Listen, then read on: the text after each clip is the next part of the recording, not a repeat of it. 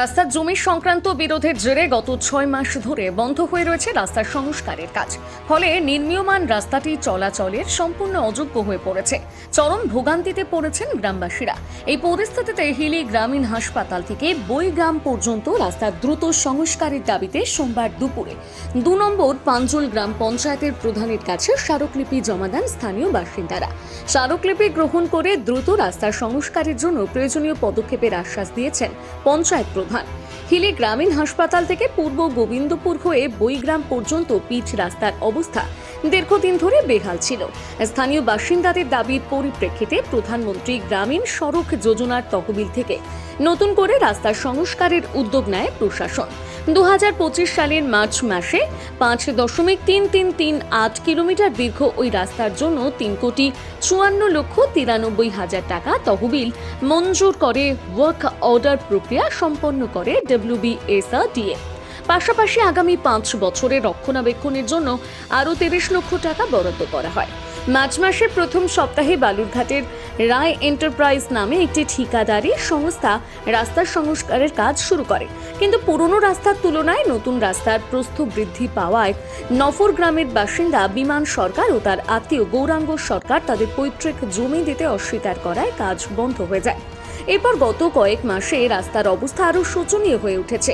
এ বিষয়ে স্থানীয় বাসিন্দা কমল দাস ও সুভাষ রায় বলেন, রাস্তার পরিস্থিতি খুবই খারাপ, একদম ভাঙে যা অবস্থা। কয়েক মাস হয়ে গেল, পরিস্থিতি এতটা খারাপ, মানে জনগণের যে এতটা অসুবিধা, বাচ্চারা স্কুলে আসতে পারতেছে না, খুব মুশকিল। কোনো টোটো মোটো কিছু ঢুকতে পারতেছে না, কেউ আসতে চায় না টোটোতে। বাচ্চাদের জন্য আজকাল প্রচুর টাকা খরচ হয়ে যাচ্ছে। একটা বাচ্চাকে স্কুলে নিয়ে যেতে গেলে 50 টাকা ছাড়া আসতে চায় না টোটোওয়ালা। কি কারণে নতুন রাস্তাটা হচ্ছে না? এই যে দুটো লোকের জন্য, বিমান সরকার আর গৌরাঙ্গ সরকারের জন্য। এরা রাস্তা পঞ্চায়েতের রাস্তা ছিল আগে, এখন তো সরকার রাস্তা হচ্ছে। এই যে সরকার রাস্তার জন্য ওরা আবদার করেছে যে ওই রাস্তা আমি আর দিব না, ওই রাস্তার উপরে হবে না, এবং সরকারের জায়গা ভেঙে বের করতে বলেছে, রাস্তাটা করতে বলছে। আমাদের আবদার যে রাস্তা যেরকম ছিল আমরা সোজা রাস্তা চাই, আর যদিও দরকার লাগে তাহলে সরকারের জায়গা ভেঙে বের করে দেয় আমাদের। প্রধানের কাছে কি দাবি করলেন? প্রধানের কাছে আবদার করেছি, আমরা যে আমাদের দরখাস্ত দিয়েছি যে এটা আমাদের জন্য সদস্য হয় তাড়াতাড়ি কোর্টে কেস করার জন্য। আমরা নফর থেকে ওই নফরের হসপিটাল মোড় থেকে যে নফর প্রাইমারি স্কুল পর্যন্ত রাস্তাটা হচ্ছিল, সেই রাস্তাটা মানে প্রায় হওয়াকালীন হতে হতে রাস্তাটা বন্ধ হয়ে যায়।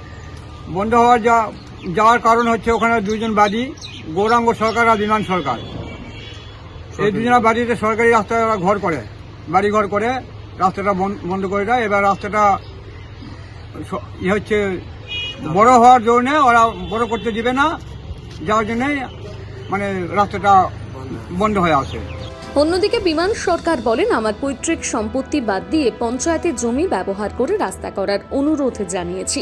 এ বিষয়ে 2 নম্বর পাঞ্জল গ্রাম পঞ্চায়েতের প্রধান সঞ্জয় রায় জানান, ওনারা আমাকে মাস পেনশন আজকে দিয়ে তো যাতে তাড়াতাড়ি সুবিধা হয় সেই ব্যবস্থাটা আমরা নিচ্ছি। আমরা এই নিয়ে এসডিএম কোর্টে একটা মামলা করবো কাজী সরকার, তারপরে যাতে রাস্তাটা ক্লিয়ার হয় সে আশা রাখবো এসডিএম সাহেব। হিলি থেকে বিশেষ প্রতিবেদন, নিউজ টুডে।